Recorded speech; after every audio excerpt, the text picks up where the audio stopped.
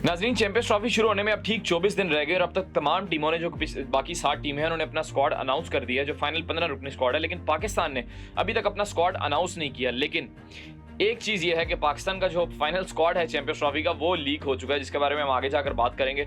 और एक प्लेयर जिन पर सबकी नज़रें थी वो साइम अयूब थे, वो टीम में हैं या नहीं, इसके बारे में बात करेंगे।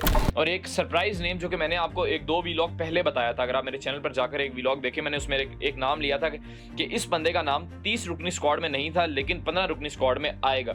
और वो प्लेयर अब पाकिस्तान की चैंपियंस ट्रॉफी स्क्वाड में शामिल किया जा रहा है। सीइंग ये कि साइम अयूब की इंक्लूजन, मतलब उनकी इंक्लूजन और साइम अयूब की इंक्लूजन ये आपस में जुड़ी हुई हैं, और वो कैसे है वो उसके बारे में आपको बताऊंगा। लेकिन इससे पहले अगर आपने अभी तक हमारा चैनल सब्सक्राइब नहीं किया तो उसको जरूर सब्सक्राइब कीजिएगा, बेल आइकन पर जरूर क्लिक कीजिएगा। अगर आपको वीडियो पसंद आए तो लाइक और कमेंट जरूर कीजिएगा। जनाब, सबसे जो बड़ा सोर्स ऑफ कंसर्न है पाकिस्तान मैनेजमेंट के लिए और सिलेक्शन कमेटी के लिए वो साइम अयूब थे। वैसे डॉक्टर्स ने बड़ी तसल्ली दिलाई थी कि साइम अयूब चैंपियंस ट्रॉफी में होंगे और 6 वीक्स उनको लगेंगे और चैंपियंस ट्रॉफी से पहले या चैंपियंस ट्रॉफी के बीच में वो रिकवर कर पाएंगे। लेकिन अगर आपने मेरे पिछले वीलॉग्स देखे उसमें मैं हमेशा ये बताता रहा, अगर कोई प्लेयर इस नोयत की किसी प्लेयर को इंजरी हुई हो तो वो इतने जल्दी मेगा यूनिट से पहले रिकवर नहीं कर पाता। और इवन दो वो इंजरी से रिकवर कर भी पाए तो चूंकि वो क्रिकेट से इतना अर्सा बाहर होता है तो वो डायरेक्ट मेगा यूनिट नहीं खेल सकता। तो साइम अयूब मेरा नहीं ख्याल कि पाकिस्तान के चैंपियंस ट्रॉफी के स्क्वाड में होंगे, और ये फाइनलाइज भी हो चुका है। जो स्क्वाड मुझे पता लगा है सोर्सेज से उसमें साइम अयूब नहीं है।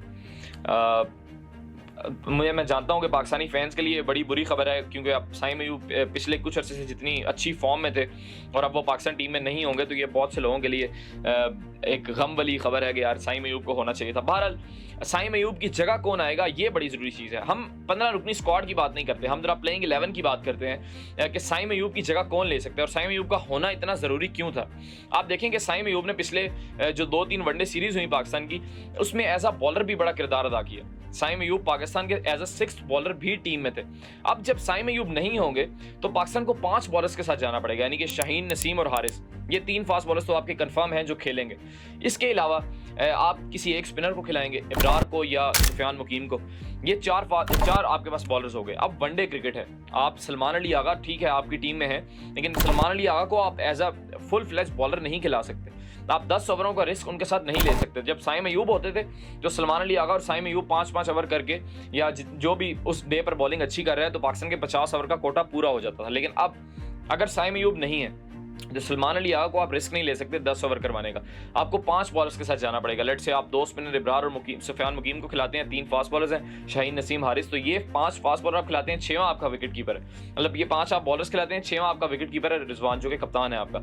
आपको सिर्फ 5 बैट्समैन के साथ जाना पड़ेगा, जो कि बाबर आजम है, फ़खर जमान है, उसके बाद सलमान अली आगा आ जाते हैं, कामरान गुलाम आ जाते हैं, और 5वां जो भी प्लेयर साइम अयूब की रिप्लेसमेंट पर आता है। तो अब ये बेसिक प्रॉब्लम पाकिस्तान मैनेजमेंट को, सिलेक्शन कमेटी को आ रहा है कि यार साइम अयूब जब निकलेगा तो हमारे पास बैट्समैन की शॉर्टेज हो जाएगी। आप तैयब ताहिर या इरफान न्याजी में से फिर किसी एक को खिलाएंगे, लेकिन लेट से आपके ये 5 बैट्समैन पूरे हो जाते हैं, आप 5 फास्ट बॉलर्स खिला देते हैं, एक कीपर खिलाते हैं, तो फिर ओपनिंग कौन करेगा। अब एक सजेशन ये भी आई है कि बाबर आजम ओपनिंग करेंगे फ़खर जमान साहब के साथ। अब बाबर ने वनडे में कभी ओपनिंग की नहीं है, T20 में तो वो करते आए हैं, लेकिन इतने बड़े मेगा इवेंट से पहले जबकि हमारा इतना अच्छा कॉम्बिनेशन वनडे का बना हुआ था, हम उसको टोटली ख़राब तो नहीं कर सकते बाबर आजम को ओपनिंग करवा के। लेकिन बाबर आजम की ओपनिंग करने से एक फ़ायदा ये होगा कि कामरान गुलाम जो कि 5वें-6वें नंबर पर वनडे में खेलते हैं, जो कि उनकी जगह नहीं है, उनकी जगह 1 डाउन या 2 डाउन है, वो 1 डाउन पर आ जाएंगे सिर्फ बाबर आजम की ओपनिंग करने की वजह से। तो अब एक सजेशन ये आई है जो मैंने आपको पिछले वीलॉग में बताया था कि खुशदिल शाह जिस तरह की फॉर्म में थे BPL में, उनको पाकिस्तान के स्क्वाड में इंक्लूड किया जा रहा है। और किया जाना ज़रूरी इसलिए है क्योंकि खुशदिल शाह आपको एक ऑप्शन प्रोवाइड करते हैं 6th बॉलर का। जिस तरह मैं कह रहा था ना कि साइम अयूब और सलमान अली आगा मिलकर 10 ओवर का कोटा पूरा कर सकते हैं, तो खुशदिल शाह के आने से एक तो पाकिस्तान को बैटिंग ऑप्शन मिल जाएगा, बाबर आजम ओपनिंग पर चले जाएंगे, कामरान गुलाम अपनी असल पोजीशन पर 1 डाउन पर वापस आ जाएंगे, और लोअर डाउन द ऑर्डर आप खुशदिल शाह को इंक्लूड कर सकते हैं हार्ड हिटिंग के लिए, जो हम पहले डिस्कस भी कर रहे थे कि यार ये बड़ा प्रॉब्लम है पाकिस्तान की हार्ड हिटिंग का। तो वहाँ खुशदिल शाह साहब आ जाएंगे, और जो आपको एक लेफ्ट आर्म स्पिन का भी ऑप्शन मिल जाएगा। आप दूसरे स्पिनर अगर सलमान अली आगा, ऑफ स्पिनर का भी ऑप्शन मिल जाएगा। आप जो सुफियान मुकीम या इब्रार में से किसी को खिलाते हैं, आपको रिस्ट स्पिनर का भी ऑप्शन मिल जाएगा। तो ये बेसिक एक चीज़ डिस्कस हो रही है पाकिस्तान के स्क्वाड में कि साइम की जगह खुशदिल शाह को ऐड किया जा रहा है। शान मसूद पर भी बात हुई, लेकिन एज सच अगर आप शान मसूद को ऐड करते हैं तो अगेन प्रॉब्लम वही आता है कि कामरान गुलाम 6वें-7वें पर खेलेंगे, उसके बाद पाकिस्तान को 5 बॉलर्स के साथ जाना पड़ेगा क्योंकि सलमान अली आगा का आप रिस्क नहीं ले सकते। तो फिर आपको किसी ना किसी एक बैट्समैन को, तैयब ताहिर को, इरफान को इनमें से किसी को आपको बाहर करना पड़ेगा।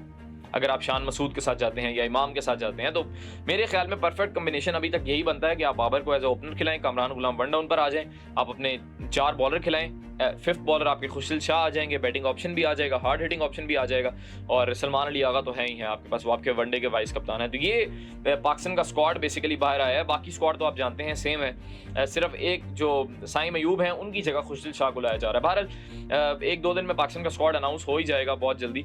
आपकी इसके बारे में क्या राय है, कमेंट सेक्शन में जरूर लिखिएगा। बहुत शुक्रिया।